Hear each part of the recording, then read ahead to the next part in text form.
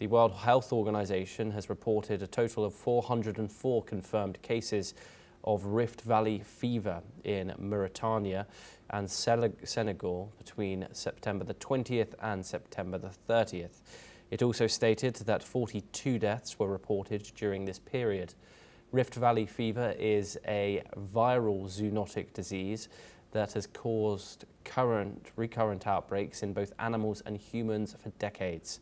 These outbreaks are often preceded by heavy rainfall and flooding, creating favorable conditions for disease-transmitting mosquitoes. The WHO has been working to manage the outbreak using a One Health approach, which includes measures like animal vaccination, awareness campaigns, mosquito control, and proper surveillance. The first outbreak in Mauritania was recorded in 1987, and since then the disease has recurred several times. US President Donald Trump has issued critical remarks against South Africa, saying the country should not be in the G20 grouping. The United States, under the second Trump administration, has been at loggerheads with the South African government. President Trump has earlier alleged human rights abuses in South Africa. Trump has repeatedly claimed that White House farmers in South Africa are being persecuted and killed, a charge the South African government and local courts have denied as factually inaccurate. South Africa is set to host the G20 Leaders Summit later this month in Johannesburg. The G20 comprises the world's largest economies, along with the European Union and the African Union. President Trump's remarks cast a shadow over his participation in this year's Leaders Summit. Okay, of course, President Donald Trump's altercations with the South African government continue as he makes comments saying that the upcoming November summit in Johannesburg should not be attended by the hosting nation. Donald Trump has, of course, cited a so-called white genocide in South Africa, which he has claimed for a while now. Previously, if we can remember, taking back to their meeting in the White House, ambushed the South African leader with claims of this white genocide, along with a television showing alleged graves lining the road, many of which have been disproved as factually inaccurate. South Africa, of course, is set to host this G20 Leaders Summit later this month in Johannesburg, where the world's 20 largest economies are set to attend. And of course, these statements casted a huge doubt over whether Donald Trump will, in fact, attend the huge summit in South Africa. Okay. He's repeatedly claimed that white farmers in South Africa are being persecuted and killed, a charge the South African government and local courts and other experts and analysts have denied as factually inaccurate. Of course, President Ramaphosa, hugely against these statements by President Donald Trump. Okay, we will hopefully be bringing you a guest on this very, very soon. Okay, now let's move on. South Africa is investigating how 17 of its citizens were lured into fighting in Ukraine. The government says it received distress calls from the men who were recruited under the promise of lucrative employment contracts and are now trapped in the war-torn Donbas region. All 17 are between the ages of 20 and 39, and President Cyril Ramaphosa has ordered an official investigation into the circumstances surrounding their recruitment and deployment. South African authorities have not disclosed which side of the conflict these citizens were fighting for.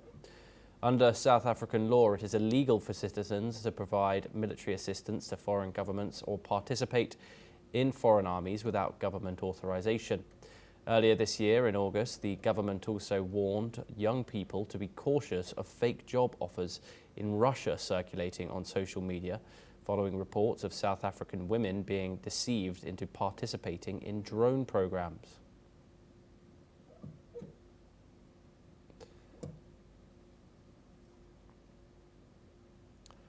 Now, some Ugandans are elated that one of their countrymen, Zoran Mamdani, has been elected as the mayor of New York, while many drew a complete blank. Zoran Mamdani was born in Uganda's capital city of Kampala, and lived there until he was 5 before moving to South Africa.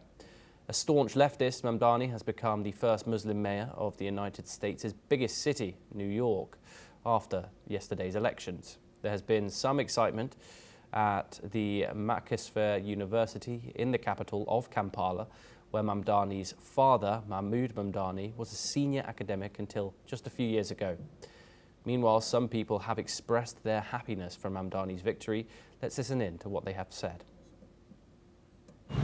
Zoran's victory has motivated me as a young Ugandan because I feel more encouraged to apply for these jobs worldwide. And you know, I'm young, so I've been applying for internships and sometimes I feel very discouraged. But right now, I've been given more strength and I've been motivated to apply for even the jobs. First of all, I didn't know about Zoran, but since he's a citizen and he was born in Uganda, and right now he's currently elected as the mayor of New York, I think it's a beautiful thing because considering the things that are happening in USA, like the racism according to the color, and then the religion, and the fact that he's a Muslim, it's an achievement, that's one. And there's no segregation because there's nothing that was considered during his elections or during his elections. So I think it's a beautiful thing, and the equality was highly considered. It actually makes me feel nice. Literally, Uganda is kind of invisible in most to the rest of the world. But seeing him up there, it makes me feel so proud of my country that despite us being this side, we have someone on top. Because New York is not an ordinary city, it's some extraordinary city, so it really makes me good, feel good. And, yeah. Well, it puts Uganda on the world map, on the global map. Anybody who gets to know Mamdan, who was elected mayor, will probably search about him, his citizenship. He has dual citizenship. He's both a Ugandan and an American at the same time, right? Definitely that puts Uganda on the global picture map.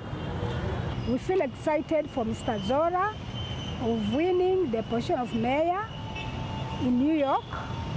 We are so happy because we worked with his father. He was a good man in Makerere University. Yes. So we are so grateful for that. We hope everything is going to be well in New York. And that's a wrap on the Africa Brief today. Keep watching NewsX.